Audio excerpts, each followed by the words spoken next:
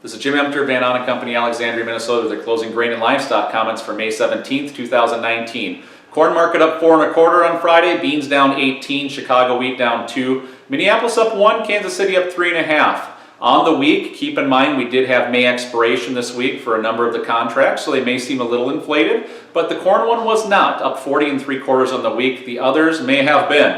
Beans up 24 3/4, Chicago wheat up 46, Minneapolis up 19, and Kansas City up 41. Weather trends the focus, and that's not going to change as we work through the weekend. A lot of precipitation for the Corn Belt is the focal point. When you look to the weather base, that's what the market's going to be looking at, as well as the 6 to 10, 8 to 14-day models coming in on Monday. As of now, they all look wet and cool. The NOAA long-range outlook that came out yesterday also looks wet and cool, so less than ideal right now under the circumstances, but time will tell how this all unfolds. A lot of talk right now about 3 to 6 million acres potentially not getting planted to corn.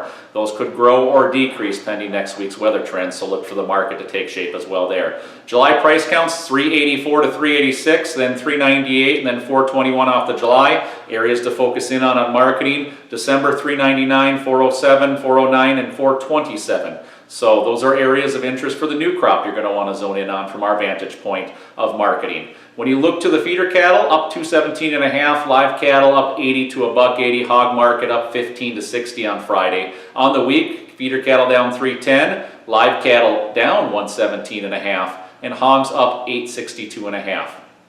Reversal action on cattle on Friday. If we can get carry through on Monday and start extending here a bit, it will look like a bottoming type formation, but we'll get into price counts pretty quick at the 38% retracement mark. When you look to the cash base, 115 to 117 live, 196 dressed. That'll kind of average out for the week's trade, and with June trading under that, we'll see if the board can't step up a bit to close that gap. Good cattle export demand, occurred this week, and if we can get that to go into next week, we look for this cattle market to try to extend those gains. Hog market, on the other hand, a lot of news out of Vietnam as well as China about just how bad this African swine fever is. That's allowed the board to hold up despite exports being a miss this week. But the overall tone is if China ever shows up for U.S. pork, this thing could get really dynamic and eventually take out those 101s, and that's kind of what we expect as we work through the summer. So strap in. Next week's going to be a wild one. Get rested here while you can. Obviously, southern Minnesota, we feel very badly about the circumstances that they're enduring down in that vicinity, but this is a component of a market that now is going to build some premium to try to convince for acres, and we'll see how dynamic it gets. So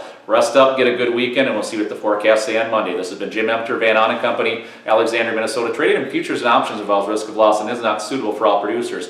Past performance is not indicative of future results. This is a solicitation. Have a great weekend.